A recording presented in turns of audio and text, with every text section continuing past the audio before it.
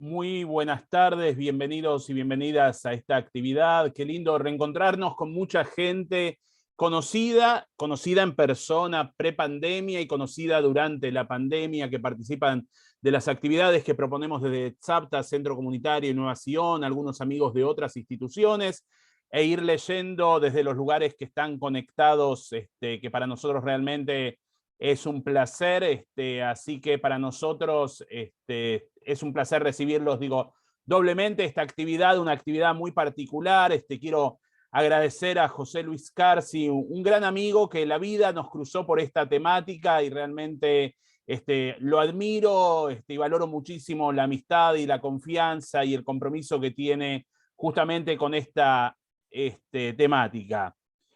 Voy a presentar la actividad primero y voy a presentarlo a José Luis Carsi. Como siempre, las preguntas y comentarios, tanto quienes están en Facebook como por acá, por el Zoom, los vamos a hacer por el chat y vamos a ir leyéndolos a medida que avanza la actividad. Hoy vamos a presentar un libro de José Luis Carsi, se llama Tmeim, los judíos impuros. Ahí yo dejé una página de Facebook para que ustedes puedan conectarse y puedan contactarse directamente con él, aquellos que quieran adquirir el libro, y si no, también la página tiene un montón de información para que ustedes puedan acercarse a la temática o profundizar. Bueno, la actividad se llama Tmeim, los judíos impuros, historia de la Tzvi Migdal, y va a estar a cargo de José Luis Carsi. José Luis es fue colaborador en varios medios gráficos y especialmente en la revista Todo es Historia. Sus investigaciones se centran en la vida cotidiana de los porteños. Fueron galardonadas en congresos y certámenes nacionales e internacionales. Se ha dedicado al estudio de la trata de blancas y el rufianismo en el Río de la Plata, logrando conformar un importante archivo fotográfico y documental, como así también una pormenorizada base de datos de los principales implicados en el tema durante el siglo XIX y XX. José Luis, te damos la bienvenida. Te voy a poner también para compartir, para que te podamos ver acá. Desmuteate si querés saludar, y ahora voy a hacer una presentación un poquito más personal de José Luis. No te veo, José Luis, sé que estás conectado. Si hablas vas a aparecer. Sí, estoy conectado y te estoy viendo perfectamente. Vos me ves perfecto. Bueno, me voy a salir yo, entonces voy ahí. Perdón que uno no usa 2 semanas el Zoom y ya se desacostumbró. Ahí vamos a ponerte a vos, así te vemos a vos que...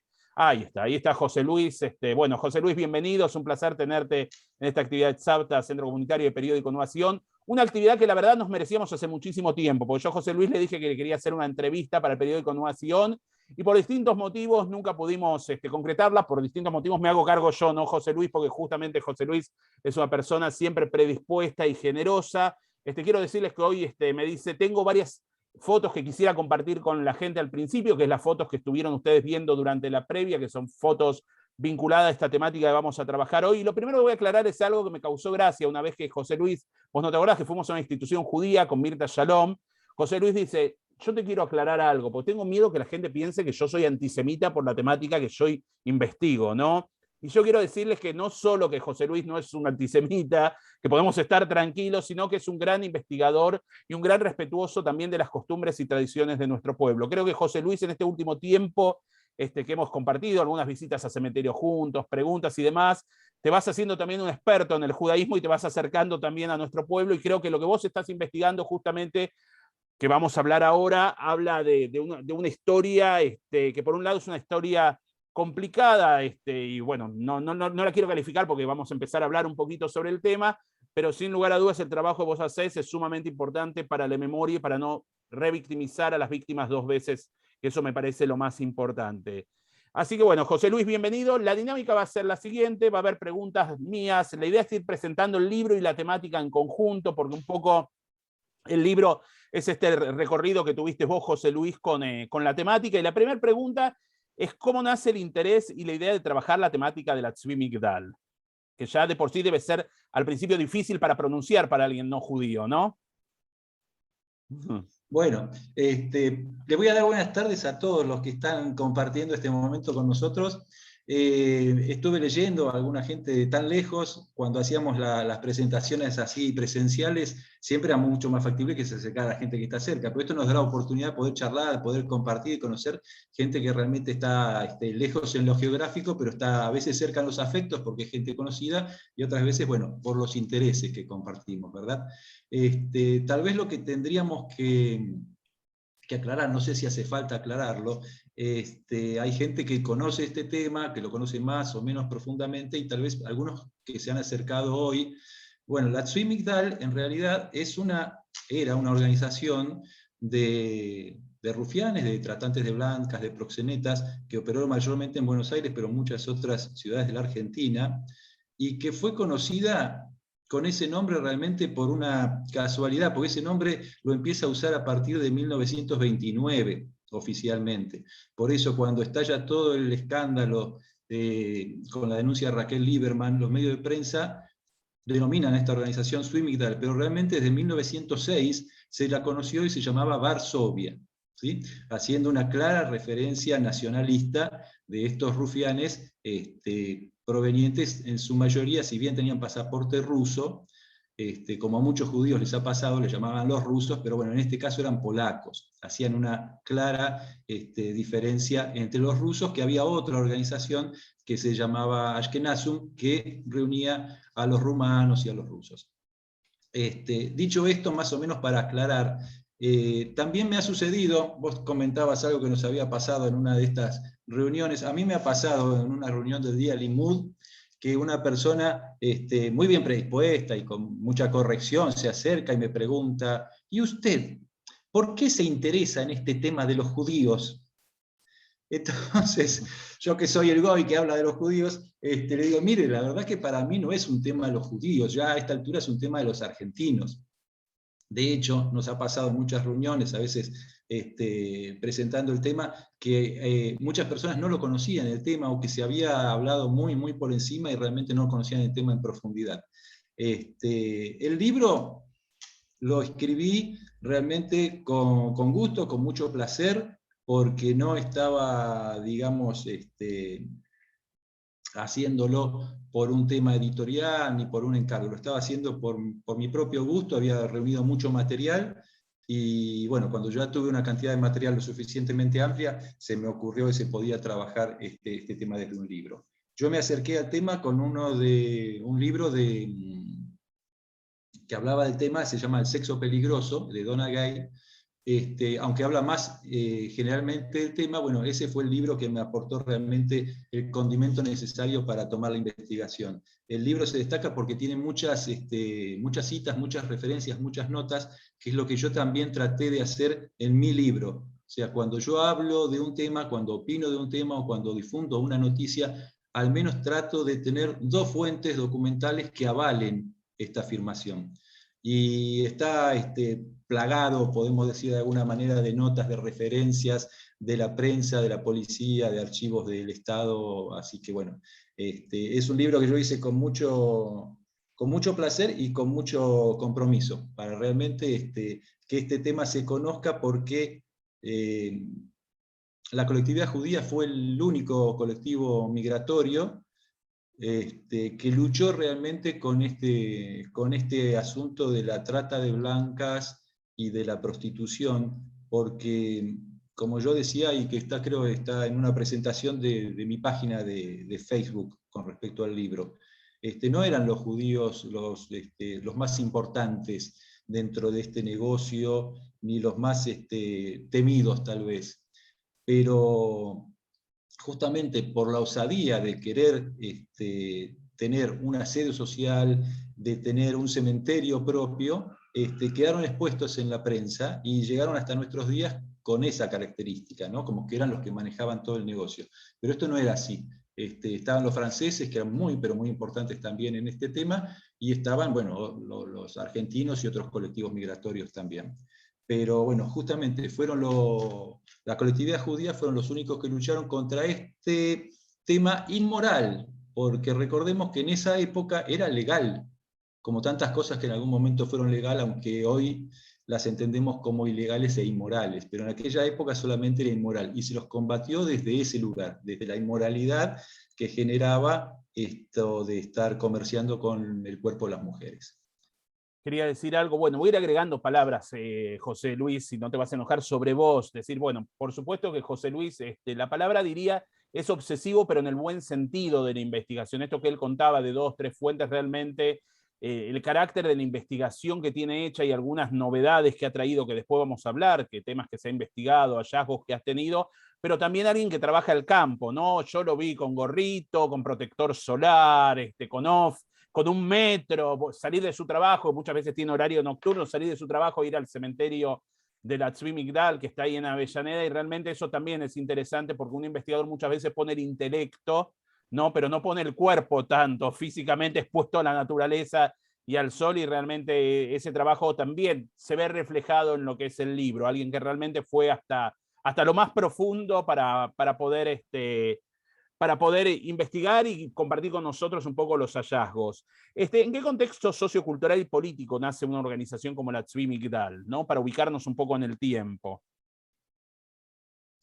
Bueno, yo, a diferencia tuya, yo te tengo que halagar también como amigo y como buena persona, pero a No hace diferencia falta, acá el tuya, entrevistado sos vos, ¿eh? yo me tengo que estar sacando los anteojos a cada rato porque estoy en una distancia en que algunas cosas no las puedo leer y otras cosas no necesito los anteojos, así que estoy dele poner y sacar. A los mayores de 18 pasa eso, porque a mí me pasa lo mismo también.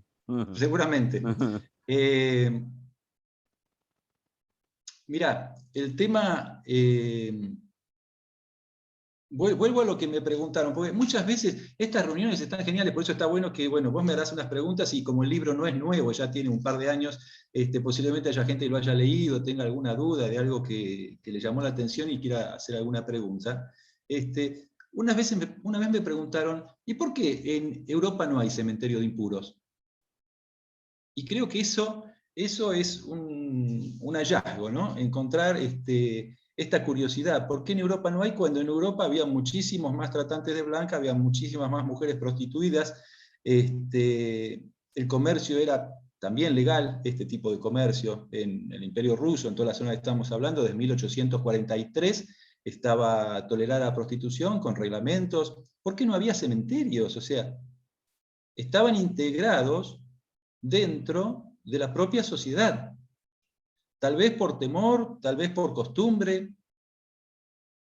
Y entonces, ¿por qué acá sí hubo?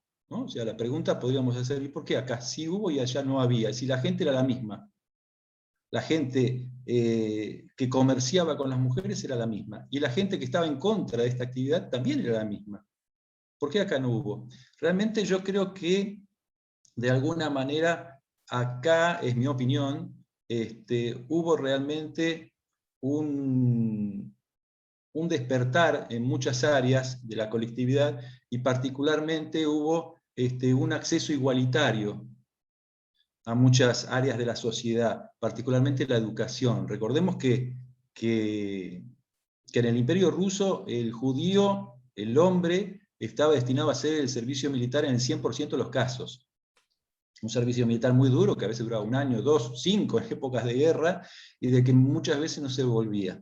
Pero este 100% que estaba destinado para hacer el servicio militar no se compadecía de la misma manera en la capacidad de poder ingresar a la educación, porque solamente el 10% tenía la posibilidad de ingresar al sistema educativo. Cosa que acá en la Argentina no pasó. Acá en la Argentina, con la ley de educación pública, todos los inmigrantes podían tener el derecho de educación.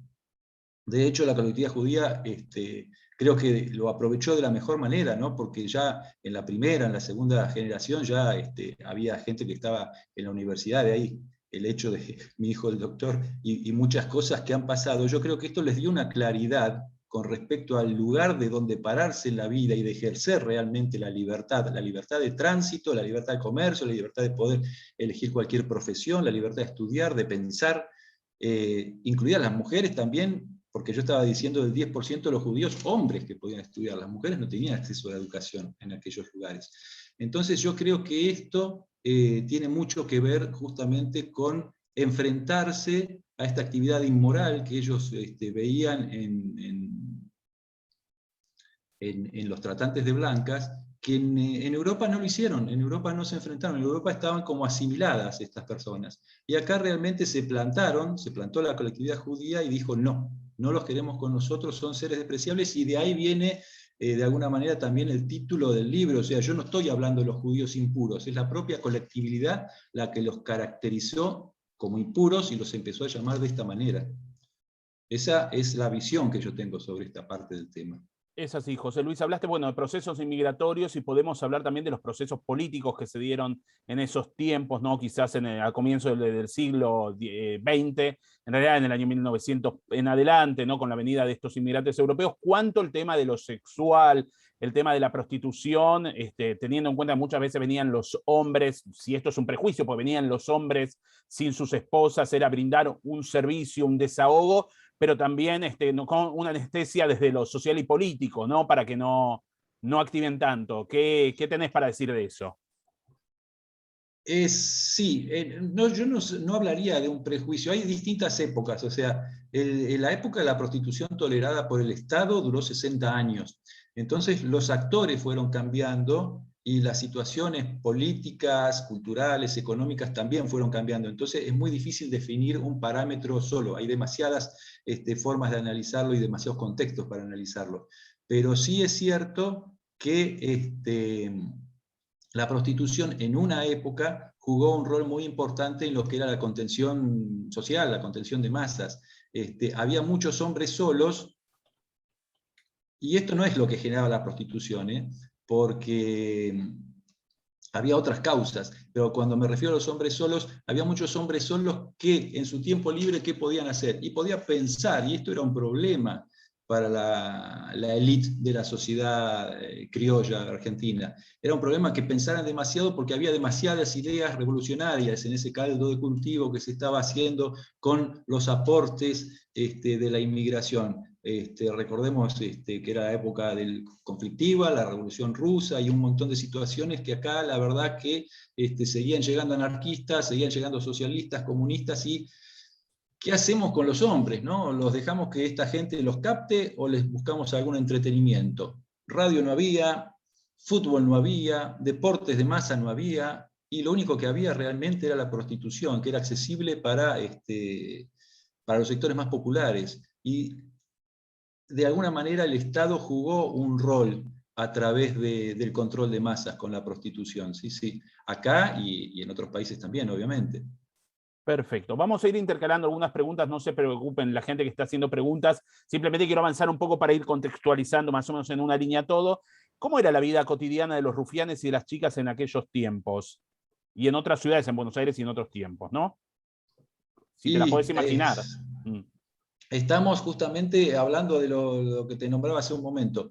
En aquellos tiempos primeros, podríamos decir, o en los últimos, los rufianes en los últimos tiempos eran los que vemos por ahí en alguna película, ¿no? Ataviado con un montón de joyas, de ropa, recibidos en los despachos públicos, tenían muchísimo poder.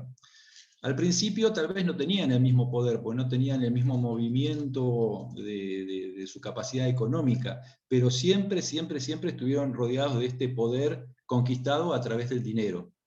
Y uno podría suponer que la primera ordenanza que saca la Municipalidad de Buenos Aires con respecto al tema de la prostitución estuvo impulsada ciertamente por los rufianes, porque eran los que se beneficiaban, porque la ordenanza pedía una serie de condiciones edilicias, sanitarias y una serie de pago de patentes y de ciertas condiciones económicas que solamente esta gente era la que tenía el dinero para poder hacerlo. Hasta esa época, hasta 1875, la prostitución en Buenos Aires era manejada por ahí en despachos de bebida, en cafés, había españoles, italianos, pero a partir de la ordenanza solamente se pueden instalar las grandes casas de prostitución toleradas por el Estado con sumas de dinero realmente altas.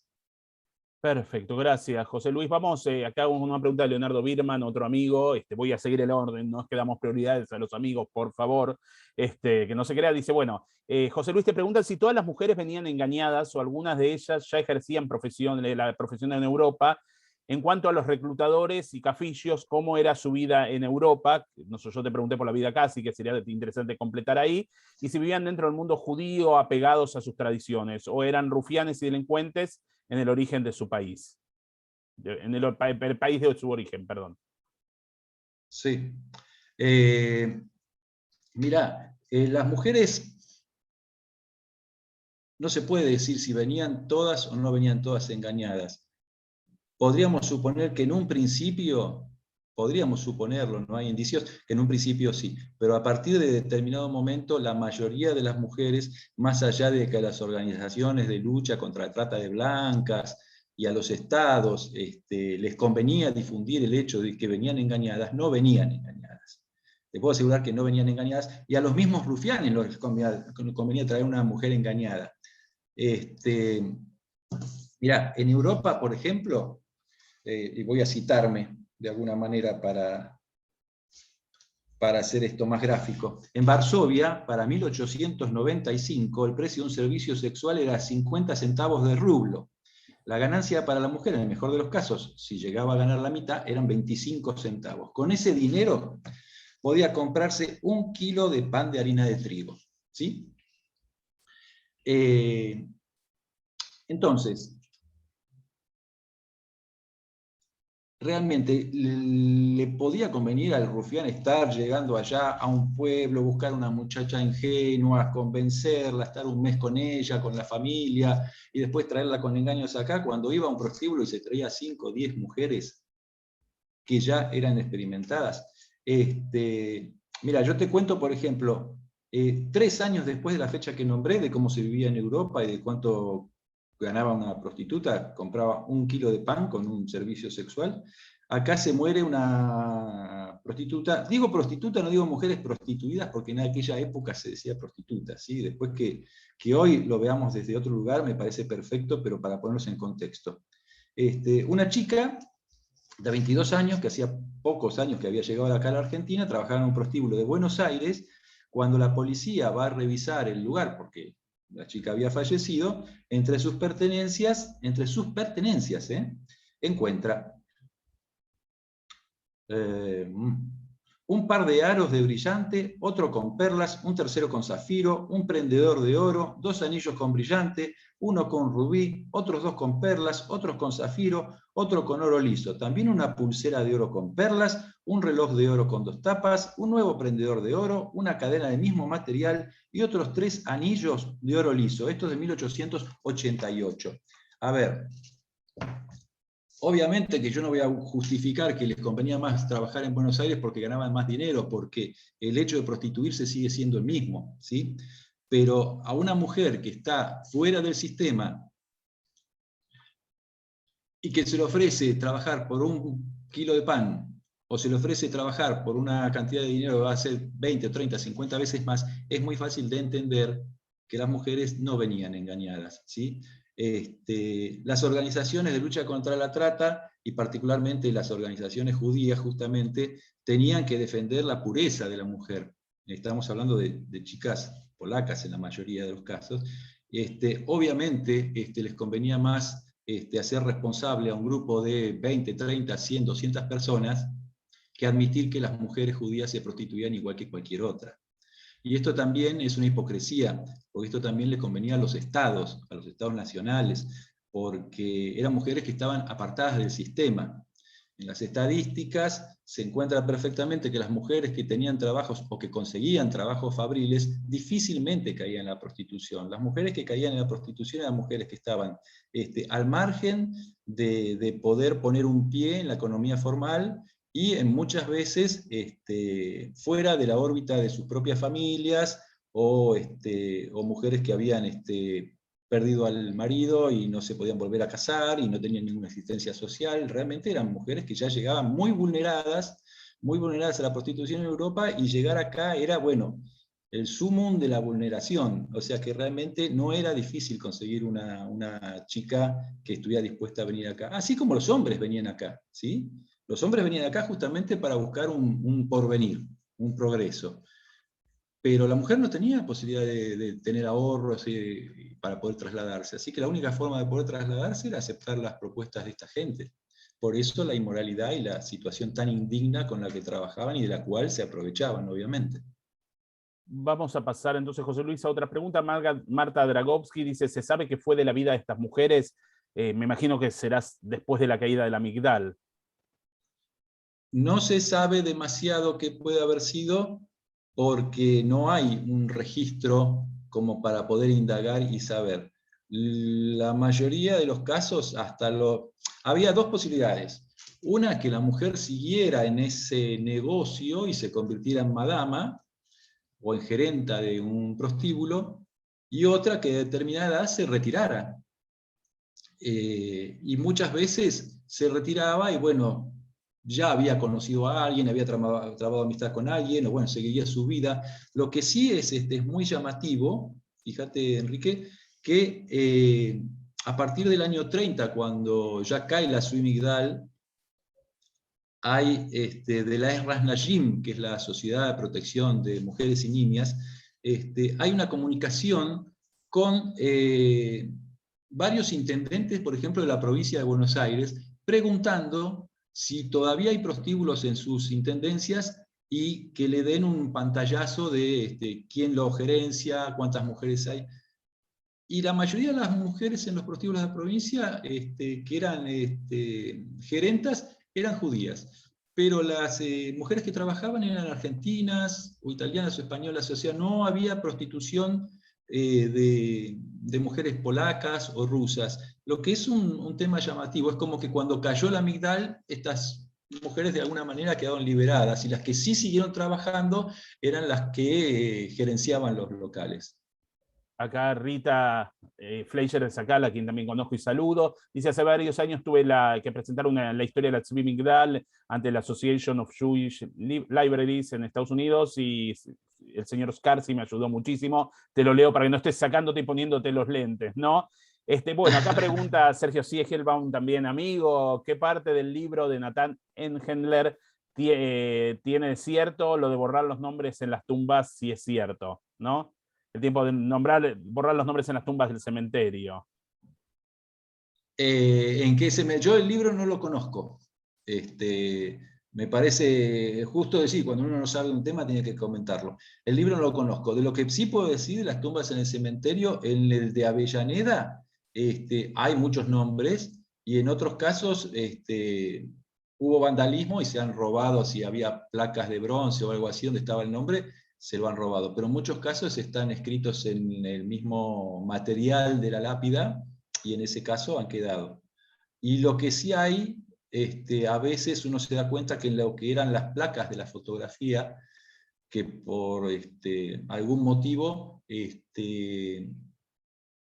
tienen impactos, que yo no puedo decir si es un impacto de una bala, no creo que sea una bala, pero evidentemente debe ser de un martillazo o de algo, como que se han querido romper las fotografías, y es una situación que se nota también en Granadero Baigorria, que es donde está el otro cementerio de Rufianes. Acá preguntan, obviamente, no estás obligado a contestar todo, porque hay sensibilidades a veces. Mirta Garfinkel, si la familia Madanes tuvo alguna participación, si tiene relación un Alzogaray con una de las chicas de la Tzvi Migdal en Rosario.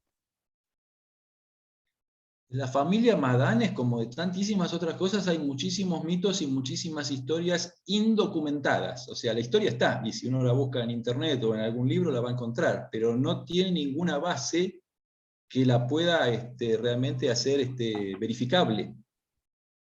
Las casitas de lo que era la calle Rauch o Discépolo, esas cosas que están, pero no hay ninguna forma de verificar que eso sea cierto. Y la otra parte era la otra parte de la pregunta de Rosario. Sobre el tema de si un Alzogaray, si tiene relación un Alzogaray con una de las chicas de la Tzvi Migdal en Rosario. No conozco, no conozco esa situación, esa idea no la conozco. Sí, Alzogaray escribió un libro después, ¿no? Obviamente, sobre la temática. Sí, Alzogaray, sí, Julio Alzogaray escribió un libro en el 30, sí, después de toda esta historia. Correcto. Patricia Wiener dice: ¿existe información o alguna vez encontraron hijos de estas mujeres? ¿Cuál era el destino de esos bebés? No. A ver, yo lo único que encontré de 1880 más o menos, casos registrados, porque había un control médico, y en esa época el control médico como en tantos otros momentos y en la actualidad también, a veces se compraba, ¿sí? Y se compraba y era una cosa bastante común que el médico dijera, acá está todo bien, cuando realmente no era así, pero bueno, había ciertos sobornos. Pero había un médico en un prostíbulo de Corrientes al 500, que en realidad la numeración nueva es de 1283, hoy, Corrientes 1283, hay un teatro ahora. Y ese médico estuvo 10 años en esta casa. Y registró varios embarazos, lo que es curioso también porque las mujeres embarazadas no podían trabajar, pero tampoco podían trabajar las mujeres que estaban aquejadas por alguna enfermedad de transmisión sexual, y sin embargo después de estar 3 o 4 meses diagnosticadas, por ejemplo, con sífilis, después de 3 o 4 meses diagnosticadas con sífilis, aparecían embarazadas. Entonces es curioso, o sea, más que curioso, certifica que las mujeres aún enfermas y bajo control médico seguían trabajando. De esos hijos, lo único que encontré es que 2 habían sido entregados a una institución así de beneficencia, pero después no se puede saber. Y seguramente los han tenido, había chicos antes del siglo XX que vivían en los prostíbulos, porque los prostíbulos no eran lo que uno supone hoy en día que es un prostíbulo. Estamos hablando del siglo XIX todavía, ¿sí? Eran casas a veces conventillos, y había una habitación que se alquilaba, y bueno, ahí trabajaba una mujer, y por ahí vivía en la otra, de enfrente, así que los pibes estaban dando vuelta por ahí, como un montón de gente que estaba también en el conventillo. Voy a retomar algunas de mis preguntas y después volvemos a las preguntas del público. ¿Cómo fue el proceso de investigación? ¿Con qué obstáculos te encontraste y con qué problemas tuviste que lidiar? El proceso de investigación, creo que como cualquier proceso de investigación histórica en la Argentina, somos nosotros mismos los argentinos y nuestras costumbres. O sea, llegar a un lugar, y a un archivo que te digamos está en reparación y pasan 6 meses y sigue en reparación, o que las cosas se pierden, o documentos que vos encontraste hoy, vas dentro de 4 años y te dicen no están. ¿Cómo que no están? Si estaban, sí, bueno, pero no están más. O que se han roto, las fichas del censo de 1895, hay muchas que no están, los ingresos al puerto de Buenos Aires del siglo XIX, hay muchos que se han estropeado por la lluvia, y uno dice, ¿cómo por la lluvia si están en un edificio? Bueno, sí, pero el edificio tiene filtraciones, o sea, ese tipo de cosas realmente uno no las entiende. Dice, pero ¿cómo están los archivos en Hamburgo, los archivos en Varsovia? Varsovia tuvo destruido, el 90% de Varsovia se destruyó en la guerra. ¿Cómo están los archivos? Acá no tuvimos ninguna guerra y se nos mojan siempre los archivos o desaparecen las cosas. Eso es lo más común. No tuve inconvenientes en la investigación. La gente de estos archivos, los que estábamos hablando, los trabajadores de los archivos, tienen una buenísima predisposición. Realmente uno se hace, no sé si decir amigo, pero forja una cierta amistad cuando empieza a ir una semana, un mes, un año. Ya llevas factura y bueno, te pones a tomar mate por ahí en algún momento del tiempo libre. Lo que sí tuve en alguna institución, una actitud distinta. Cuando decía, bueno, vengo a investigar de este tema, me decían, no, pero nosotros no tenemos nada que ver con ese tema. No, pero si es así, así. Entonces vos le contabas ciertas cosas del tema y te decían, ah, pero usted sabe de este tema. Y bueno, sí. Ah, no, entonces venga que... O sea, como que primero había un cierre de puerta, y el libro, una vez editado, realmente me abrió muchas puertas. Eso que vos contabas, que yo estaba en el cementerio, estuve durante todo 2019 investigando el cementerio, esa puerta me la abrió el libro. Me llamaron de la institución, empezamos a trabajar así una confianza, basada justamente en el respeto, en la buena charla con respecto a qué vamos a hacer, qué trabajo vamos a hacer, y me permitieron hacer todo un relevamiento del cementerio, un censo del cementerio, y de hecho pude encontrar hasta también la sepultura de Raquel Lieberman, el lugar exacto, que bueno, ese tema lo vamos a trabajar ya más para el año que viene. Es así, pero bueno, le habías dado muy, la muy buena primicia, recepción. habías dado una primicia en un homenaje que le hicimos a Raquel Lieberman, que José Luis encontró justamente el espacio físico de la tumba, esto que decía de estar en el campo de trabajo. José Luis, uno de los aportes novedosos, entre otros, de tu investigación, porque hay muchos aportes, quiero decirlo, te tomo este nada más como ejemplo, es el tema de los registros sanitarios de la época. ¿Qué podés comentarnos de lo mismo? Un poco de los mismos, un poco hablaste recién. Sí, bueno, mira, estamos hablando todos temas que están en el libro, ¿sí? Perdón, Yo con esto no quería decir quiero algo, vender José el Luis. libro, que parezca que estamos vendiendo el libro. Estos No. temas también están en la página de Facebook. O Sí, sea, la quería, misma documentación está en la página de Facebook y es gratis. O sea, que el que quiere comprar el libro compra y el que quiere ver la página de Facebook va a encontrar lo mismo.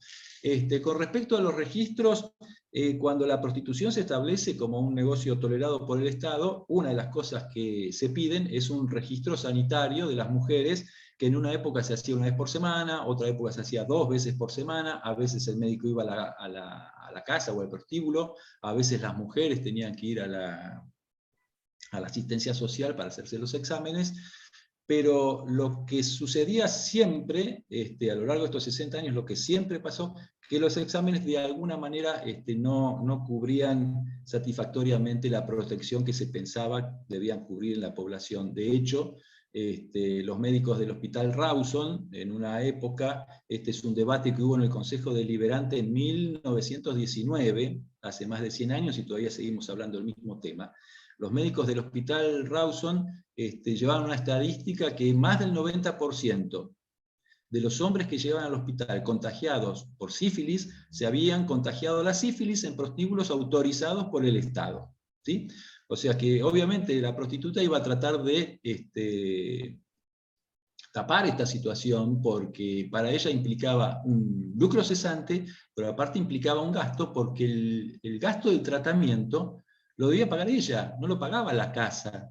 Esta es una situación muy clara del sistema de explotación. Cuando había un disturbio en un prostíbulo, acá nos vamos un poco del tema, pero para poner también, para que se entienda, cuando había un disturbio en un prostíbulo y la policía multaba a la mujer, a la prostituta, no multaba al dueño del prostíbulo como en cualquier local, donde hay un problema, al que multan es al dueño del local, al local si se quiere. En este caso multaban a la prostituta, o sea que la prostituta se veía en la obligación de tener que, entre comillas, trabajar más para poder hacerse cargo a su vez de la multa. Entonces, cuando había un tema de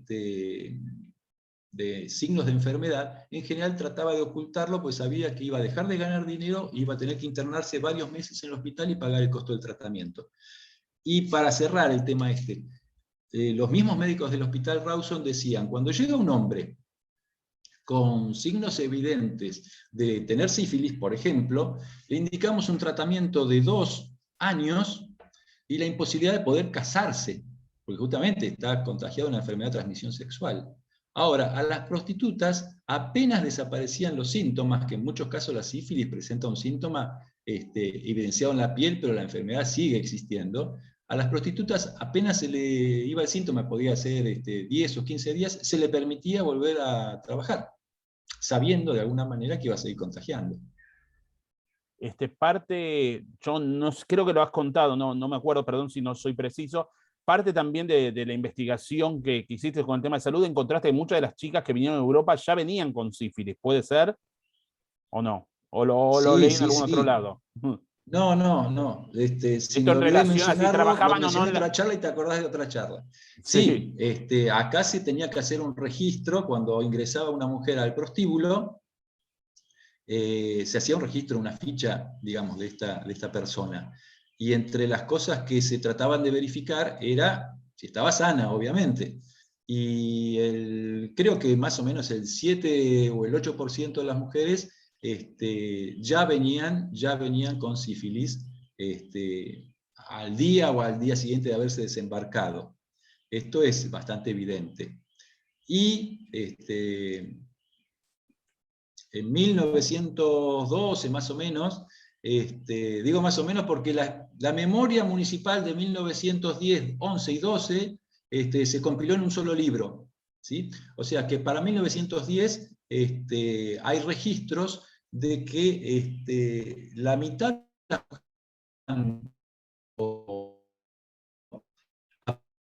ahí se nos fue un poquito, o se me fue a mí un poquito internet. A ver, contrajo sífilis, una transmisión sexual de una de las esta presión médica, el 50% se contagió durante un año. No sé si se cortó solamente a mí o se les cortó también a ustedes. Recién la última parte decía, si alguien me puede escribir. Se cortó, ahí me dice que se cortó, se trabó un poco internet, que estaba hablando sobre la memoria municipal de 1910, 11 y 12, José Luis. Si podés repetir esa ¿Ahora estamos parte. bien? Ahora estamos bien, se te escucha. No, yo decía justamente, más. Ay, otra vez se nos fue. Justamente esta pregunta era para complementar lo que había preguntado Leonardo Birman. Ya el que las mujeres 1 o 2 días después de bajar del barco ya tenían sífilis, hablaba que venían trabajando en la prostitución ya desde Europa. A ver, José Luis, si te retomamos. Ahí se cayó la conexión. Vamos a esperar que se vuelva a conectar José Luis. Y ahora vamos a seguir. Ahora le iba a preguntar por algunas de las imágenes de su libro para después continuar con las preguntas que estaban planteadas acá en el chat. Vamos a darle un minuto. Ahí, José Luis, ¿estás? Sí, se me había cortado a mí ahora, así que Ahora se te cortó a vos. Volviste. No vamos a tomar como un boicot de la Tzvi Migdal o no de Osedú. Y a veces viste lo que pasó cuando encontraron la tumba de Tutankamón. Por Esperemos que eso, no sabemos si está la crítico. maldición de la Migdal. Si podés repetir entonces lo del archivo municipal, años. Claro, yo decía más o menos para 1912, a mí como vos decís, yo soy bastante obsesivo en este tema, me gusta ser claro, como más o menos en 1912. Lo que pasa que la memoria municipal de 1910, de 1911 y de 1912 se compiló en un solo volumen. A eso me refería. Y el 50% de las mujeres, o mejor dicho, del 100% de las mujeres que estaban bajo control médico, en un año se contagió de alguna enfermedad de transmisión sexual, sífilis, gonorrea o alguna otra, el 50% de las mujeres. O sea que el 50% de las mujeres que trabajaban en prostíbulos autorizados por el Estado se contagiaron y contagiaron a su vez un montón de gente.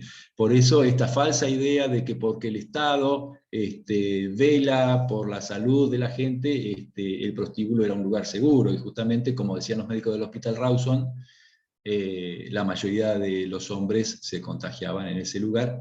Y de las mujeres también, digamos, porque las mujeres que trabajaban ahí también se contagiaban y sufrían las mismas consecuencias. Perfecto, ya vamos a las preguntas del público. Vamos a ver un poquito de algunas imágenes, así cambiamos un poco la dinámica del libro de José Luis para poder preguntarle y compartir sobre las imágenes. Perdón, ahí que está el chat. José Luis, ¿querés contar un poquito qué vamos viendo? Y yo las voy pasando. A ver, bueno, mira, esta es de un archivo de la policía. De las cosas que se conservaron los libros de la comisaría de la primera a la quinta, de fines del siglo XIX y principios del siglo XX. Las interesantes son la primera, la tercera y la quinta, hablo de las comisarías, porque eran las que estaban a lo largo de la calle Corrientes, y para esa época la mayoría de los prostíbulos estaban en la zona de Corrientes o el barrio, lo que hoy llamamos Tribunales, Plaza Lavalle. Y acá hay 2 referencias a Trauman, que son, si no me equivoco, de 1897, la primera, que es de la policía, que él va a denunciar. O sea, Trauman, no es Trauman, aparece en la policía siempre con algún problema él. O sea,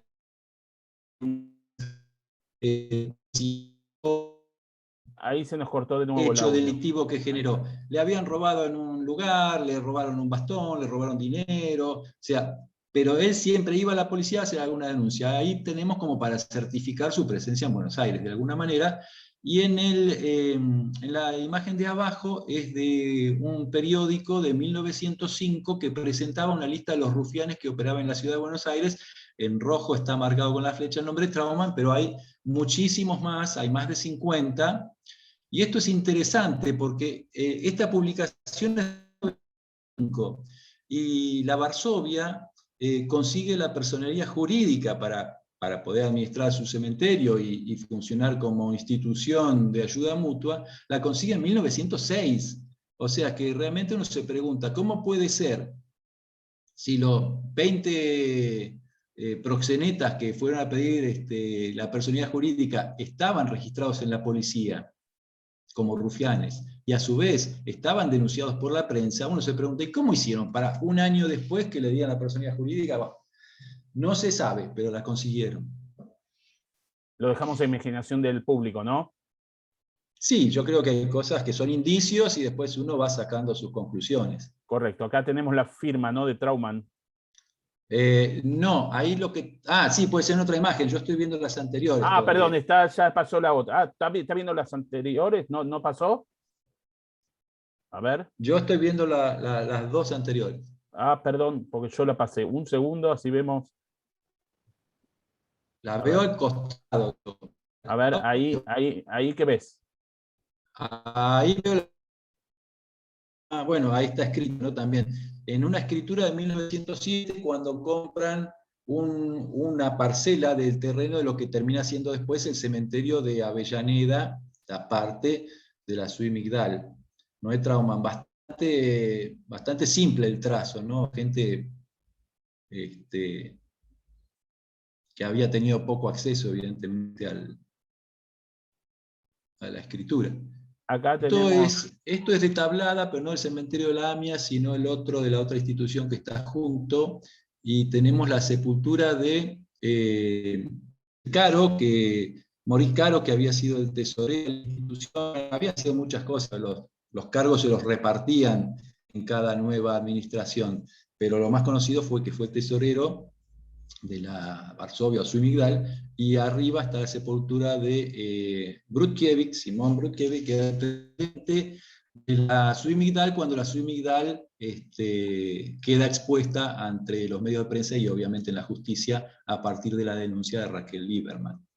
Esta esta, gente se fue del país, pero después por algún interés personal volvió, porque bueno, han fallecido. Caro murió en el 65, en 1965, y Brudkiewicz, no me acuerdo, también, tipo 50, así que o sea, han vuelto ¿esto está en después. el sector amurallado de Tablada o en el cementerio sefaradí? No, esto está en el cementerio contiguo, en el cementerio sefaradí, Sefaradí. exacto. Perfecto. Bueno, acá Esto es de la policía, son registros, prontuariedades de la policía, había casi 200, acá hay unas pocas fotos, pero había casi 200 registros de tratantes de blancas o proxenetas o alcahuetes, como decían en su momento, de 1894. Medio tendencioso el libro porque prácticamente son todos judíos los que están registrados y había de otras religiones o nacionalidades u orígenes y no aparecían en este libro, así que hay que admitir que un poquito tendencioso era. bueno, acá tenemos. Esto es del cementerio de Avellaneda antes de que yo escribiera el libro, o sea, el estado en el que estaba, y la puerta ahí al fondo es una buena referencia, ahí se ve una cosa blanca en el fondo, ese como caminito que hay. Yo les pido que miren hacia la izquierda, cómo está la vegetación. Esto tiene que ver también, de alguna manera, si se quiere, con la publicidad de la novela del 13 y de ciertas cosas relacionadas con la vida de Raquel Lieberman. Pues si pasamos a la foto siguiente, vamos a ver que hay un compromiso realmente a partir de cierta toma de conciencia de las autoridades que tienen bajo su cargo el cementerio, y ahí vemos la puerta como una especie de metáfora abierta y el cementerio limpio, si se quiere, de toda esa vegetación que lo estaba tapando. Esto es el primer tramo. Después se hicieron trabajos de nivelación y de sacar escombros y un montón de materiales que había. Bueno, esto es en Tablada. Esta sí es la zona amurallada que decías vos, Enrique. Perfecto. Esta es la parte de Tablada. Y Está esto entre es los dos Avellaneda. cementerios, entre el viejo y el nuevo, para quienes conocen el cementerio de Tablada en la provincia de Buenos Aires. Bueno, esto es Santa Fe, Granero Baigorria. La Nueva Baigorria tiene la característica de que prácticamente hay una sola generación de rufianes porque empezó a funcionar en 1933, así que fue poco el tiempo que estuvo, digamos, en uso. Esta es una excelente fotografía, me encanta esta cosa metafórica y, si se quiere, la lluvia cayendo ahí, la tomó Enrique Greenberg. Ujú. Es un homenaje que le hizo a Raquel Lieberman. Y bueno, se puso esa placa en el cementerio de Avellaneda. Ahora vamos entonces a retomar algunas de las preguntas acá, tratando, como dije, de seguir el hilo. Un segundito que tengo que volver arriba. Ahí está, bueno. Felisa Sendler dice, ¿por qué se dice que Raquel Lieberman fue engañada? ¿Por qué se dice que fue engañada? Y no sé en qué tramo de la historia de Raquel Lieberman estamos hablando. Raquel Lieberman cuenta una historia cuando ella va a la justicia, y digo, cuenta una historia porque no es la realidad, que a ella la engañaron estando en Polonia, y la trajeron a través de engaños, de seducción, la trajeron para prostituirla a la Argentina. Esa es la historia que cuenta Raquel Lieberman, y de hecho es la historia que se reproduce en algunos libros antiguos sobre el tema, porque, bueno, es la que se toma como cierta. Después, a través de ciertas investigaciones, y particularmente cuando Mirta Yalom encuentra las cartas que la familia de Raquel Lieberman le cede, que estaban escritas en yiddish y que no las entendían, porque los hijos de Raquel tenía 2 hijos, quedaron bajo el cuidado de gente que no era judía, no conocieron el idioma, entonces esas cartas nunca las habían entendido. Y ahí se empieza realmente a revelar la verdadera historia de Raquel Lieberman, que había llegado con sus 2 hijos a la Argentina para reencontrarse con su esposo, que había venido el año anterior, en 1921, ella viene en el 22, y a partir de este reencuentro parecía que las cosas se podían realmente encaminar. Yo tengo, no sé si hay tiempo, pero Sí, tenemos tiempo todavía. De hecho, quiero retomar algo que te preguntaron antes también, que vos conocés la historia por Mirta, ¿no? Que hablaban de los hijos. Bueno, los nietos se enteran de la historia de Raquel por Mirta, ¿no? Por la investigación de Mirta. Claro, Mirta, un Mirta día, ella Shalom, cuenta la que historia, un día estaba en la televisión, en Siglo XX Cambalache, que casi todos nos acordamos de ese programa, y estaba mostrando fotografías hablando de la década del 30, tomaba determinadas décadas el programa, y se hablaba sobre una de ellas. Y bueno, muestra unas fotografías, y una de las personas que está viendo el programa llama a la producción diciendo que esa fotografía era de la abuela, y que quería comunicarse con esta persona, con Mirta, para saber cómo le había llegado esa foto, y bueno, ahí Mirta es cuando encuentra las cartas. Mirá, la situación en Polonia, bueno, no hace falta que lo diga, todos sabemos, era muy comprometida, particularmente para los judíos y para la gente de pocos recursos, y Raquel escribe varias cartas al esposo en ese año, solamente un año que el esposo estuvo en la Argentina separado de ella. Ya tenían un hijo cuando Jacob, así se llamaba, viene a la Argentina, y en el transcurso que él está llegando a la Argentina, ella se entera que estaba embarazada de otro hijo. Entonces, bueno, cuando ella llega con los 2 chicos.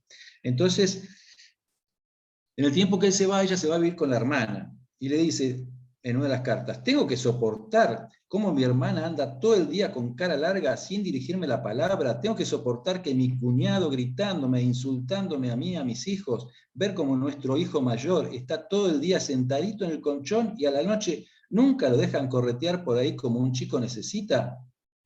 Oh, ¿cómo puedo tolerar esto? Me estalla el corazón. Bueno, y así sigue haciendo catarsis a través de la carta con el esposo. En otra carta que le escribe a la cuñada, la hermana de Jacob, hacía 10 años que estaba viviendo en la Argentina, en Tapalqué, le dice: tu hermana es el que el Señor la mantenga en buena salud, y por muchos años está haciendo por vos lo que ni siquiera una madre podría hacer. Desde lo más profundo de mi corazón le agradezco su devoción por vos. Que Dios la ayude en todo lo que está intentando hacer. Te pido, mi querido esposo, ahora que tu hermana está haciendo tanto por vos, que le hables y le ruegues de rodillas, con lágrimas, que salve a tu mujer y a tus hijos de esta prisión, que nos saque de aquí. A mí me emociona, yo leo esto y ya me emociona. Podría ser un milagro para ella también, ya que soy un ser vivo y la puedo ayudar a aliviar su carga. Él, que tenía un problema físico. era minusválida, tenía un problema para caminar. Querida Helke, le escribe ella, Raquel, te ruego que leas la carta que le escribí a mi marido. Realmente creo que serás la mensajera de nuestra salvación, y que de la misma forma en que empezaste la mitzvah, seguirás ayudándonos en nuestra situación. Sos la única que puede poner fin a nuestro sufrimiento. Bueno, así sigue la carta. A esto se refería a Lieberman cuando decía que quería salir de Polonia. O sea, esta es la forma en que vivía allá, no solamente ella, un montón de mujeres. Y vos fíjate que Helke, que era la que Raquel habla como que era su salvadora, realmente es la que la entrega finalmente a la Migdal, porque cuando llega Raquel a la Argentina, al poco tiempo Jacob fallece, y ella queda viuda con 2 hijos en un país que no conoce, con un idioma que no conoce, en Tapalqué, de modista. Jacob era sastre y en un año no había conseguido realmente trabajo. Entonces uno supone, también atando cabos, que de alguna manera Helke, que manejaba un prostíbulo en Tapalqué, la manda a Buenos Aires con algún contacto, vaya a saber de qué manera, y ella, bueno, entra de esta manera en el tema de la prostitución. Así que no sé si de esto es a lo que se refiere la pregunta con respecto al engaño, Correcto. o después más tarde cuando ella se escapa de prostíbulo y hay otro socio de la Migdal que también la engaña, que se casa, pero bueno, ese es un tema aparte que más para analizarlo en profundidad. Algo interesante también para recomendar, el libro de Mirta Shalom, La Polaca, la investigación sobre justamente Raquel Lieberman, también para quienes se inician en la temática y quieran leerlo. Acá Ángela sí pregunta si había prostitución en esa época, entiendo, de homosexuales. No sé si sabes algo o no. Si no, pasamos a la siguiente pregunta. Sí, había no en lo que estamos analizando nosotros de la Varsovia o de la Suimigdal, pero había prostitución de homosexuales. De hecho, hay algunos trabajos de esa época que se pueden consultar en la Biblioteca Nacional, en la Biblioteca del Congreso. Si no, me escriben por privado y yo les mando algún dato si les interesa Acá particularmente. Patricia Wiener dice, bueno, no creo que sea justificante pensar que no vinieron engañadas porque le hayan encontrado joyas. En esa época los amantes, los clientes poderosos hacían ese tipo de regalo. En realidad creo que mezcló 2 temas en uno, pero dejo a vos. No, yo no digo que las joyas y el engaño vayan por el mismo carril o diferentes. Son 2 temas que no se tienen por qué tocar. No. Yo digo que no venían engañadas porque justamente había una cantidad de prostitutas muy grande, muchísimo más grandes que acá. Cuando el embajador, el representante del gobierno polaco, Mazurkiewicz, que en el año 1926, se queja en una reunión sobre que cómo puede ser que una sociedad de rufianes se llame Varsovia, igual que la capital del Estado polaco, que eso era como una afrenta, y de ahí viene todo el tema que entonces los rufianes se cambian el nombre por Suimigdal. De hecho, si querés Cuando profundizar, un poco, porque acá Ana Gordon pregunta cuál es el origen del nombre de la organización. Varsovia acabas de explicar y ahora por qué. Bueno, está bien, pero Así bueno, avanzamos una cuando pregunta. el embajador polaco se queja de que los rufianes se llamaban como la capital de su país, lo que no aclara, y no tiene por qué aclarar, obviamente, no le vamos a pedir que aclare ese tema, pero en Varsovia, no en Polonia, en Varsovia había registrada por la policía 26.000 prostitutas. Registradas por la policía. Entonces uno se pregunta, ¿y si iba algún tipo de acá y se traía a 10 chicas engañadas o a 200 chicas engañadas, ¿no iba a encontrar? Entonces ahí a lo que me refiero, que no necesariamente todas tenían que ser mujeres engañadas. O sea, ibas a un prostíbulo y comprabas a las mujeres, las comprabas, te las vendían, o sea, te vendían a las chicas. De todas formas, reitero, esto pasaba a lo largo de 60 años. También hay informes de la Liga de las Naciones, que serían las Naciones Unidas de la actualidad, de investigaciones muy serias, muy profundas que se hicieron y no llegaron a reconocer una organización de trata de personas.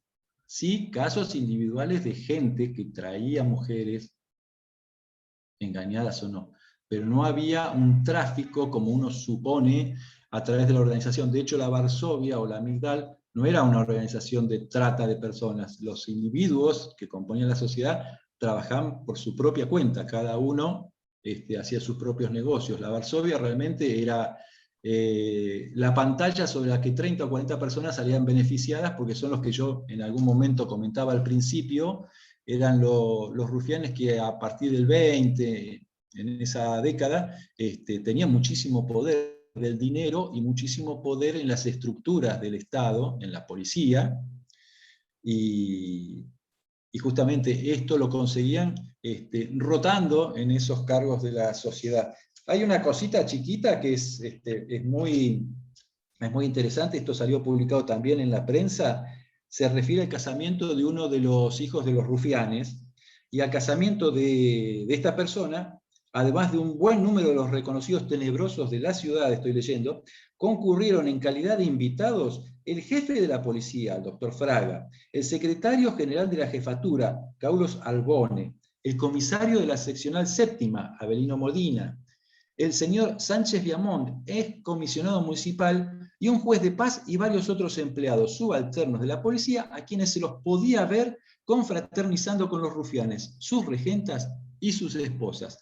A partir de esto, o a partir de otros sucesos, la misma policía saca una orden reservada, una orden del día reservada, donde le pedía a los comisarios que trataran de no participar de fiestas ni de aceptar la dádiva de los rufianes, porque este era un hecho de todos los días.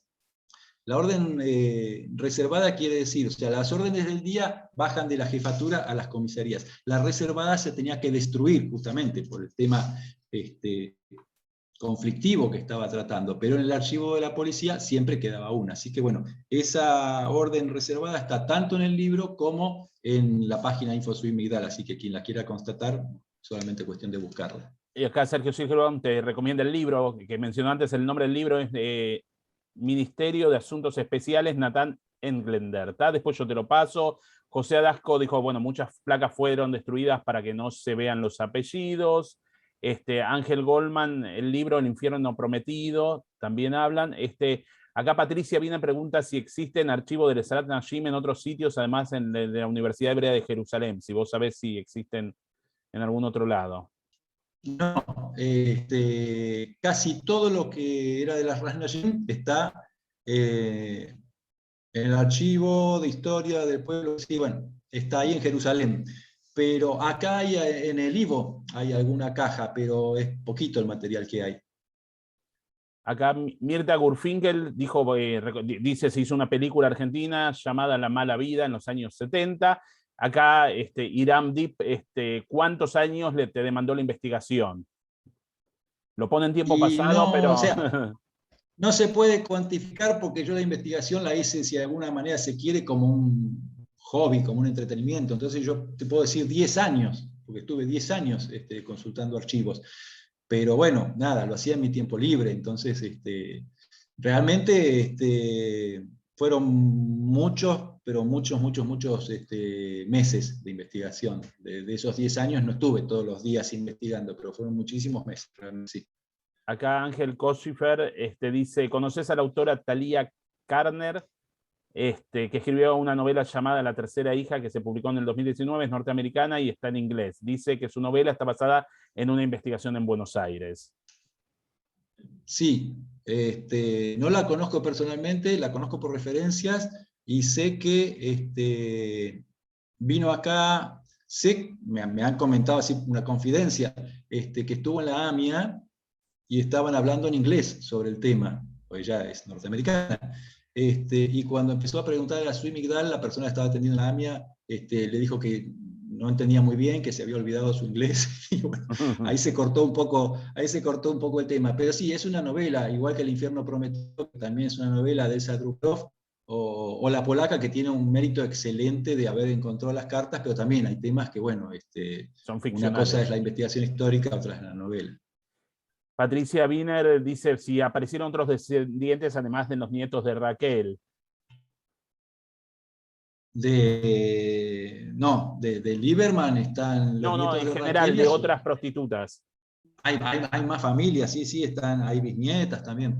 Y de otras, bueno, a ver, a mí se me ha acercado gente, de hecho, la tapa del libro, la fotografía de la tapa del libro, que es de la década del 30, del cementerio de Avellaneda, que es fabulosa, bueno, la situación en la que se puede encontrar las sepulturas en esa época, me la cedió una persona que tenía un familiar así, en el lugar. Y otras fotografías también, otros datos también. O sea, Acá obviamente muestro, hay voy a agrandar gente. la fotografía para que la vean, no la tapa del Ah, libro. bueno.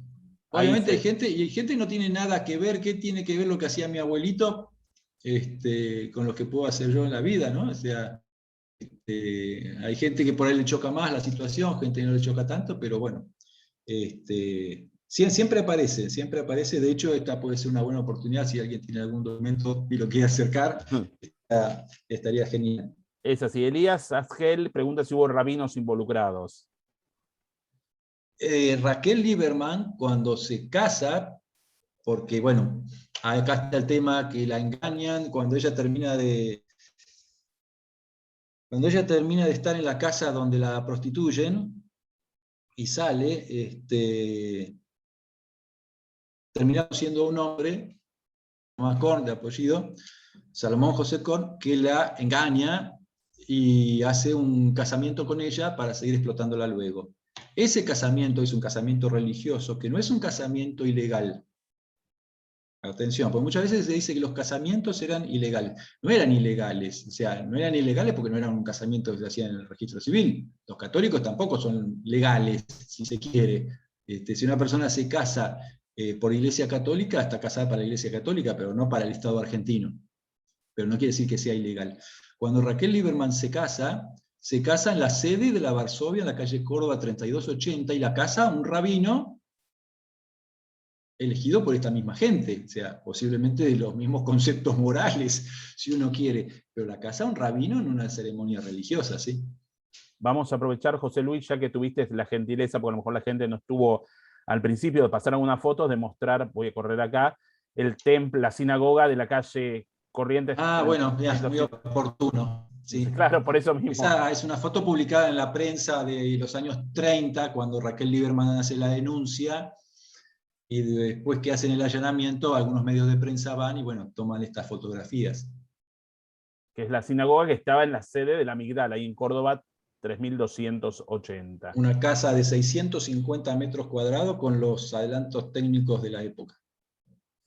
Así es. Bueno, vamos a seguir un poquito más adelante. Acá Patricia pregunta, ¿el cementerio de Avellaneda sigue cerrado? ¿Estuvo abierto en los últimos años? Pregunta. El cementerio de Avellaneda. Yo te pasé unas fotos del cementerio de Avellaneda que vos pasaste en la presentación ¿Sí? previa. Creo que hay unas que se ven algunas lápidas en un plano más general. Más Sí. allá de esa que estaba la vegetación y la otra, A no sé ver, si hay una o dos más. a ver El si es esta cementerio de Avellaneda, la que te referís, es esta, José Luis. A ver, espérame. ahora contestamos la pregunta. Sí, sí. Claro, es bueno. El cementerio de Avellaneda no tiene un acceso al público hoy. O sea que podemos decir sí que está cerrado. Pero lo que tiene de bueno es que está mucho más cuidado de lo que estuvo en una época. Ha tenido hace 30 días 4 sucesos de vandalismo, tanto ese como el de la comunidad sefardí que está al lado, donde entraron, rompieron, se robaron algunas cosas de valor, poco valor, algunas chapas de bronce. Ahora la municipalidad hizo alguna mejora, poniendo una puerta nueva en el cementerio que era de la Migdal, y Asilva, la institución, también están tratando de poner mejor iluminación, más vigilancia. O sea, el cementerio no se puede visitar, pero está cuidado, y hay, si se quiere, algunos acercamientos entre la municipalidad y la institución, viendo la posibilidad de que se pueda abrir al público o difundir un poco más su contenido, tanto social como educativo. Está declarado monumento histórico municipal desde el año 2017, pero bueno, hasta ahora está la declaración sola, o sea, todavía no se puede visitar. Realmente tiene un patrimonio bastante importante. Más allá de que la gente, en su mayoría, porque ahí hay sepultados bebés, hay sepultadas mujeres y hombres que no tenían una relación directa con la Migdal, pero en su mayoría sí, tenemos que admitir que son o prostituyentes, o sus esposas, o las damas.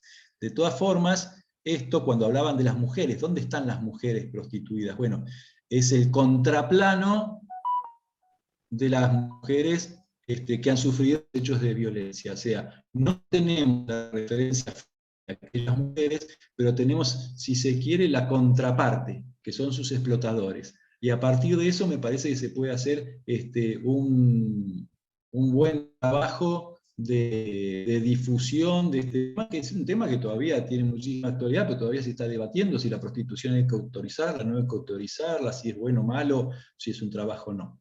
Me parece que es un buen lugar justamente para hablar de estos temas. Perfecto, ahí está, volviendo el ancho de banda, mejorando. Una última pregunta del público, si les parece vamos a seguir unos 10 minutos más, si José Luis aguantás, si no te estás cansado, pues veo que el público no baja, sigue estando la audiencia cautiva, así que le interesa. Mirta Celser pregunta, ¿qué quisiste decir que los rufianes conseguían favores políticos rotando entre ellos? Claro, o sea, a ver, la Suimigdal, cuando se hace el allanamiento, cuando se encuentra la lista de socios, tenía aproximadamente 300 socios. Algunos habían fallecido, estaban en las listas como socios, pero vamos a poner 300. Y había otro tanto del Ashkenazum, que serían 500 en total. 500 rufianes que operaban en su mayoría en Buenos Aires, algunos en Rosario, algunos en Córdoba, en el interior de la provincia de Buenos Aires. Pero si uno ve los cargos que ocupaban los cargos de dirección, el presidente, el secretario, el vicepresidente, el tesorero, eran siempre los mismos, o sea, iban cambiando, cada 2 años hacían elecciones, pues las tenían que hacer, porque era una institución que estaba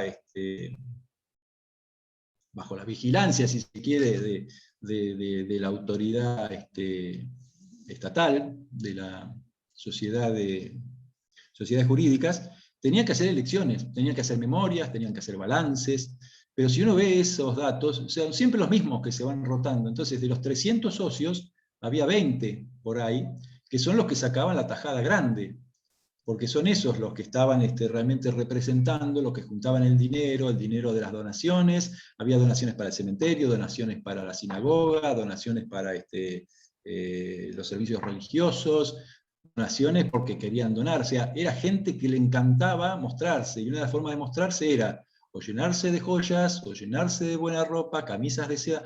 Caro, Caro que hablábamos, Maurice Caro, cuando se escapa y se va a Brasil y después se va a Portugal, le encuentran 300 camisas de seda en el equipaje, todas de él, en el monograma MC, o sea, 300 camisas de seda. A la gente le encantaba mostrarse, entonces le encantaba hacer donaciones a la propia institución, porque eso hablaba de su prestigio, de su poder. Y esa plata, bueno, después quedaba en manos de los jerarcas de la institución. A eso me refería cuando digo que se repartían el poder. Eso les daba poder también en las instituciones del Estado, de la Ciudad de Buenos Aires. Y también de las comunitarias al principio, por ejemplo, con el teatro en Yiddish, ¿no? Que iban, entraban al teatro Yiddish, no solo de solventar el teatro Yiddish, sino que iban con las joyas, con sus mujeres y todo, hasta que se prohibió la entrada, ¿no, José Luis? Sí.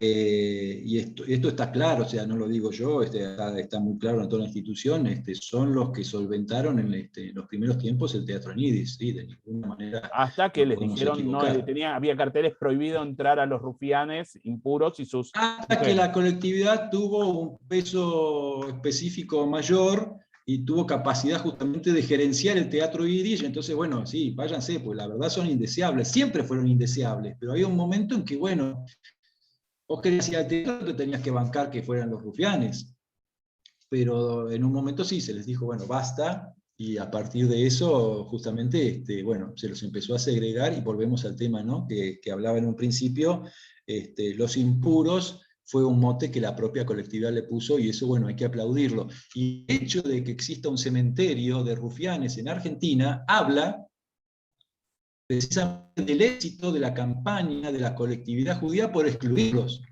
Así, yo te iba a preguntar Porque si no hubieran quedado excluidos, pasaría como en Europa, que no hay cementerios de rufianes y están todos mezclados con la gente como si fueran todos de la misma catadura moral. Acá están justamente excluidos por el éxito que tuvo la colectividad en su campaña.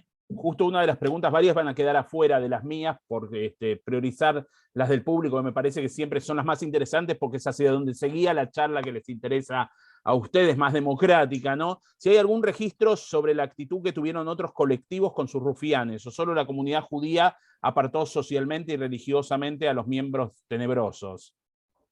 Claro, no, registros no hay justamente porque la colectividad judía fue la única que los apartó y de alguna manera ellos tuvieron que recrear las instituciones a las que querían pertenecer, bueno, las hicieron para ellos mismos, pero con las demás colectividades no hay.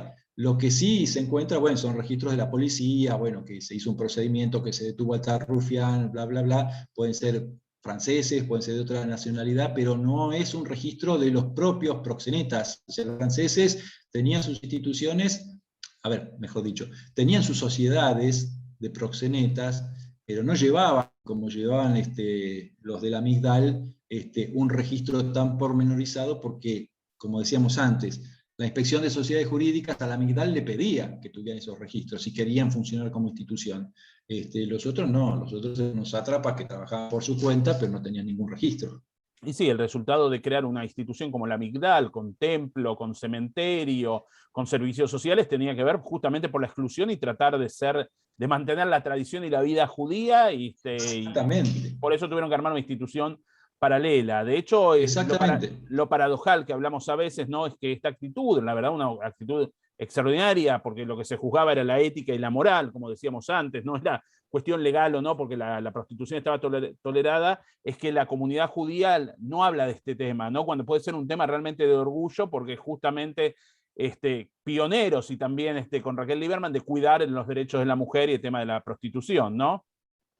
Yo creo que, bueno, sí, ya habría que entrar más en detalle, esto lo dejo que cada uno haga su debate interno. Me parece que la crítica de determinados sectores, y posiblemente no, de sectores de afuera, es ustedes sacan los trapitos al sol. Claro. Y me parece que por ahí pasa la crítica. Pero vos fíjate que, como hablábamos, en Europa no hay cementerios, no hubo nunca cementerios de rufianes, los rufianes nunca fueron excluidos de la comunidad. Pero en América sí, y no solamente por la ley de educación pública de la Argentina, como yo creo que pasó, y por otro montón de cosas de ejercer la libertad. La libertad la ejercieron en Brasil, y en Brasil también quedaron excluidos, porque en Sí. Brasil también hay cementerios de rufianes. Y lo más interesante es que en Estados Unidos, aunque no se cuenta demasiado, Sí. en las afueras de la ciudad de Nueva York, en aquella época, y hoy en la ciudad de Nueva York, pero la ciudad de Nueva York se fue expandiendo y creció, hay un cementerio de rufianes de la colectividad judía, que también hubo una institución similar a Varsovia, a la Suimidal, trabajando en Nueva York. De hecho, hay un registro de Trauman, ha viajado a Nueva York en alguna ocasión, está en la isla Ellis, el ingreso de Trauman. Trauman declaraba, en 1908 creo que es, si no me equivoco, declaraba lugar de residencia Buenos Aires. De hecho, es muy interesante porque se conoce la historia de la Tzvi Migdal y la prostitución judía polaca en la Argentina, pero la mayor cantidad de prostitutas eran franceses, ¿no? Estaban en grupos de franceses. Sí, sí, sí, sí. Sí, era, Vos en yo tu diría libro, que eran más o menos igual la cantidad de francesas y de polacas. de polacas. Sí, vos Sí, en de el polacas libro puede tuyo ser tenés ahí igual. una tabla justamente hablando de eso. Bueno, la Tzvi Migdal, última pregunta del público, de Leo Birman. La Tzvi Migdal, un poco hablaste, operó también en Uruguay y en Brasil. Alguna vez vi un documental que hubo prostitutas que llegaron a Porto Alegre desde Buenos Aires. ¿Alguna vez vi un documental? ¿No te escuchaba? Ahí, un segundito. Dice, la Tzvi Migdal operó también en Montevideo y en Brasil. Alguna vez vi un documental que hubo prostitutas que llegaron de Porto Alegre desde Buenos Aires. Sí, puede ser, sí, sí, sí, puede ser. Muchas veces, por algún tema particular o por alguna redada policial o por cuando se dictó la ley Palacios acá en 1913, muchos proxenetas se fueron y se llevaron a esas mujeres que tenían explotando, se las llevaron a otros países, se instalaron allá. No sé si institucionalmente podemos decir que la Suimidal funcionó en Uruguay y en Brasil. Posiblemente miembros de la Suimidal se hayan trasladado a Uruguay y a Brasil, pero como institución funcionó en Argentina. Creo que en Río de Janeiro las mujeres mismas juntaron plata para comprar un cementerio y ser enterradas como judías, y de hecho también llevaban oficiantes para las festividades, hasta alguna vez que organizaron un minyan de mujeres, un quórum para rezar en alguna de las festividades, son Rosh Hashanah, Año Nuevo o Yom Kippur, Día del Perdón, que las mismas mujeres hicieron el oficio porque ya no tenían quien les hagan y no las dejaban entrar en las sinagogas tradicionales. Flora Rodríguez Claro, sí, López cierto. dice, aquí en España, los que entierran aparte sí eran los suicidas, ahora ya no, sí, es una ley judía que había antes, que ahora no se aplica, que la persona que se quita la vida se enterraba mirando contra el muro del cementerio. Te voy a hacer la última pregunta, José Luis. Agradezco primero la paciencia tuya, José Luis, la entrega, que ya lo había dicho al principio, la generosidad. Como dijimos antes, busquen Tzvi Migdal, Info Tzvi Migdal en Facebook, donde está toda la información. Aquellos que quieran el libro comprarlo, no por una cuestión de pasar un aviso del libro, sino simplemente justamente para poder acceder a más información, más que recomendable. Yo lo he leído 2 veces y cada vez que necesito consultar algo sobre el tema, vuelvo. Hay algunos listados también, quienes preguntaban acá sobre familias y demás, algunos listados que José Luis presenta. ¿Qué hallazgo? ¿Qué fue lo que más te impactó? ¿No? A partir de lo que investigaste, ¿qué fue lo que más te impactó? El hallazgo que más te impactó. Te hago elegir uno entre millones de cosas que viste, Sí, queda no, claro. no, es difícil, es un tema muy amplio, tiene muchas cosas, ¿viste? Pero a veces, cuando entras en la vida de la gente, cuando entras en la vida a veces de las mujeres explotadas, cuando entras y encontrás un registro policial y te enterás parte de esa historia, y siempre es una historia incompleta, obviamente, pero muchas veces el destino, cómo se va torciendo. Y de hecho la vida de Lieberman, si nos ponemos a pensar, bueno, en esas cartas que escribía prácticamente pidiendo por favor, pero de una manera conmovedora, que la sacaran de ahí, que la trajeran a Argentina, que acá iba a encontrar, bueno, la forma de ser feliz. Vos fijate el destino de esta mujer que cuando termina todo este sufrimiento, ella empieza a tramitar el pasaporte polaco para poder volver a su país. En realidad no su país, porque había nacido en Ucrania, sería hoy, pero bueno, para volver donde estuvo viviendo tantos años, para volver a Polonia, y bueno, la enfermedad se la lleva en el año 35, no llega a volver a Polonia, pero si hubiera vuelto a Polonia en el año 35, el destino trágico también con La que se perseguía. iba a encontrar. Entonces me parece que esa situación es conmovedora. Realmente, si uno piensa, me dicen, ¿dónde están las mujeres prostituidas? Bueno, no sé, imagínate que en el año 30 cae la Tzvi Migdal y todas estas mujeres de alguna manera quedan liberadas. Y las que se volvieron a Europa, entonces me parece que eso es lo más trágico y lo más conmovedor con lo que yo me he encontrado. Gente que venía escapando del hambre, la persecución religiosa, de un montón de situaciones acuciantes y buscando un destino acá que cayó enredada de una o de otra manera, sabiendo no, porque si sabían que venían engañadas, están en una situación de vulnerabilidad tan terrible que, bueno, también esa es una situación comprometedora. Entonces, salir de esto y volver a Europa en el año 35, 36, realmente me parece que eso es lo más conmovedor. Sí, entender, ¿no, José Luis, lo que recién decías, a sabiendas o no a sabiendas, son víctimas y personas vulnerables en todos los casos, ¿no? Víctimas de la sociedad, de la marginalidad, del hambre y demás, ¿no? Última pregunta acá del público para no dejar la Ethel con las ganas, si se vinculó Raquel con alguno de sus 2 hijos. Y vamos a aprovechar a ver si encuentro alguna foto de Raquel con sus 2 hijos mientras vos, José, vas contando la historia.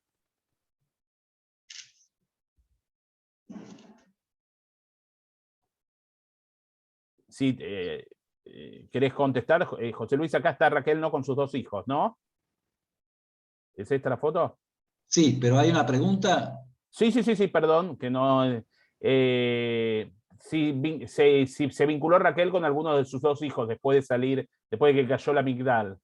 Ah, sí, por supuesto. Bueno, yo antes, vos decías gracias, José, por tu aguante, por el tiempo que nos estás Sí. entregando.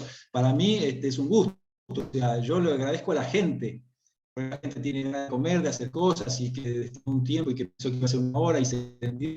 Yo le agradezco a la gente que participa, porque realmente esto es muy motivador, muy movilizador. Y obviamente, como vos decías, las invito en la página Info de Facebook. Si les quedó alguna duda, que escriban y les voy a contestar con mucho placer. Raquel siempre estuvo vinculada con sus hijos. Durante los años que estuvo en Buenos Aires se escribían cartas en una En un momento, Mirta Shalom lo dice en la novela, y supongo que es bastante verosímil, la cuñada vino a Buenos Aires y trajo a los hijos a Buenos Aires, no de visita, sino que se quedaron acá en Buenos Aires, y de hecho cuando ella sale ya de todo este infierno, se queda viviendo junto con sus hijos. Sí, lo que pasa, bueno, fueron tal vez 5 años que ella muere en el 35, nació en el 1900, o sea, es fácil calcular, murió a los 35 años de edad. Y los hijos eran realmente chicos todavía, empezaban la adolescencia recién. Bueno, muchos agradecimientos. Yo después le voy a pasar el chat a José Luis para que lo lea tranquilo, a Amorosa Trachtenberg de Brasil. Nos recomienda una persona que ha trabajado las polacas en Brasil, así que agradecer todas las recomendaciones y a ustedes. Aprovechar, vamos a pasar un aviso en el canal de YouTube de SAPTA Centro Comunitario. Si lo buscan así en YouTube van a encontrar una actividad de homenaje a Raquel Lieberman, que participa José Luis y participa Mirta y la rabina Silvina Chemen, donde también hablan los nietos de Raquel Lieberman. Así que sería interesante si quieren seguir investigando el tema, y hay un poquito más también de información. Y bueno, voy a pasar a la vista de galería para que José Luis veas a la gente, creo que la estás viendo a todos, y para que recibas el aplauso merecido de parte de todos, que bueno, hubiese sonado aplauso de verdad si estamos físicamente, pero como vos dijiste, la posibilidad de estar compartiendo con gente, había gente conectada a Israel un poquito más temprano, que después lo van a ver en el Facebook porque queda grabado, y en el Zoom, pero gente de todos lados que hemos visto que están conectados. Esta es la posibilidad que tenemos de acceder justamente a los temas, y de cierta manera mostrar y visualizar esta temática también es darle un homenaje, rendir un homenaje a aquellos que fueron víctimas. Así que así lo tomamos, y José Luis, muchísimas gracias por todo nuevamente. Bueno, muchas gracias a Zapa por estas actividades, por invitarme, gracias a vos, Quique, y particularmente realmente a toda la gente que participa, porque si bien hoy estamos participando a través de Zoom, siempre que hacíamos alguna reunión presencial se acerca la gente, se queda charlando, te aporta algún dato, alguna cuestión, a veces una pregunta. Que te hagan una pregunta realmente te abre muchas cosas, como eso cuando preguntaban, ¿y por qué en Europa no hay cementerio de rufianes? Bueno, ese tipo de cosas siempre a uno le motiva para seguir investigando. Así que bueno, si quieren comunicarse, ya les digo, por Facebook, y les agradezco muchísimo a todos. Y José Luis contesta, no es que tiene otra persona que contesta, porque es todo artesanal, así que José Luis le va a contestar. Yo puse ahí de nuevo a algunos que preguntaban en el Facebook, info, Zvi Migdal, ZWI, Migdal como suena, pueden encontrarlo, está ahí en el chat. Y bueno, agradecer a todos también los que nos están viendo en Facebook, que también agradecen y dicen excelente actividad, interesante actividad, y los esperamos la semana que viene, un tema distinto con la cábala, con el rabino Nilton Bonder de Brasil. Así que bueno, muchas gracias. José Luis, muchas gracias. Y bueno, esta es una invitación que, si Dios quiere, durante el 2022 vamos a repetir para hablar sobre otros temas también de la Migdal y buscarle otro ángulo para seguir profundizando. ¿Está? Muchísimas gracias entonces, José Luis, en primer lugar, y a todos y todas por estar aquí. Buenas noches.